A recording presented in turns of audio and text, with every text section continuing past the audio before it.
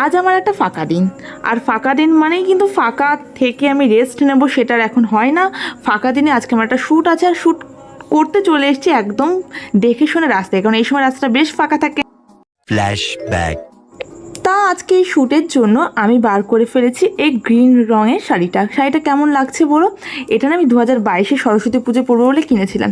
ঠিক ওই একদিনই পরা হয়েছে, তারপর আর পরা হয়নি। তো যেই শাড়িগুলো আমার আলমারিতে একবার করে পরা হয়েছে না, আমি সেগুলোকেই শ্যুট পারপাস এখন একবার করে রিপিট করছি। ভালো করছি না? আগের দিনও একটা শাড়ি পরে শ্যুট করেছিলাম রেড রঙের, ওই শাড়িটা সুতির ছিল, তো ওটা পরে না আমার অত কষ্ট হয়নি। শিফনের শাড়ি ক্যারি করা কিন্তু সবচেয়ে সহজ, যারা বিগিনার্স আছে তাদের জন্য তো ভীষণ সহজ, কিন্তু এই গরমের দিনে শিফনের শাড়ি গায়ে রাখলে না একটু বেশি তুলনামূলক গরম লাগে, জানো তো। কিন্তু শাড়ির মধ্যে যদি কেউ বলে আমার পছন্দের শাড়ি কোনটা, আমি শিফনকে প্রেফার করব। আর শাড়ির সাথে আমি খুব বেশি হিজিমিজি মেকআপ এখন একদম করি না। এখন আমি যত সম্ভব চেষ্টা করি একদম ফ্ললেস একটা খুব হালকা মেকআপ করার, সেটা শীতকাল হোক, গরমকাল হোক, বিয়েবাড়ি হোক, কিংবা এমনি ফটো সেশন পারপাসই হোক। তো সেরকমই একটা মেকআপ লুক করব। আর আমি ভীষণ তাড়াহুড়ো করছি, জানো তো, কারণ ওই সকাল 5টা-6টা থেকে তো এখন রোদ্দুর পড়া শুরু হয়ে যায়, মানে সকাল আর হয় না, একেবারে দুপুর থেকে দিন শুরু হয়। আর এই রোদটা থাকে না একদম 12টা-1টা অবধি। তা আমি রেডি হতে বসেছি যখন, তখন 2টো বাজে।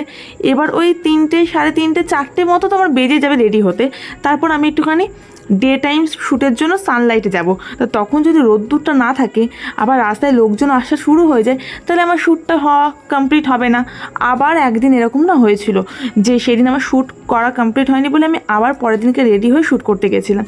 তো অনেক কিছু ভেবে রাস্তায় বেরোতে হয়, কোন দিন কখন রাস্তা ফাঁকা থাকে, ঠিকঠাক সূর্যের আলো পড়ছে।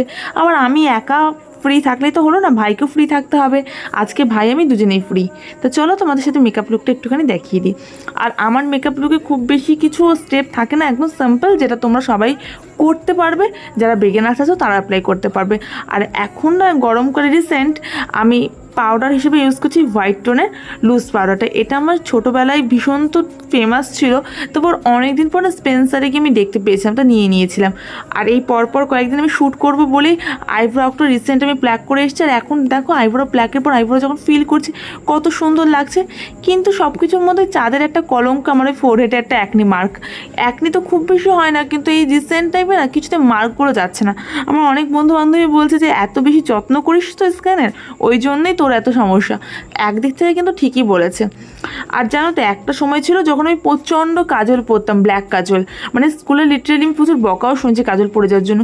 কিন্তু এখন যে কী হয়েছে, আমার একদম ব্ল্যাক কাজল পরতে ভালো লাগে না।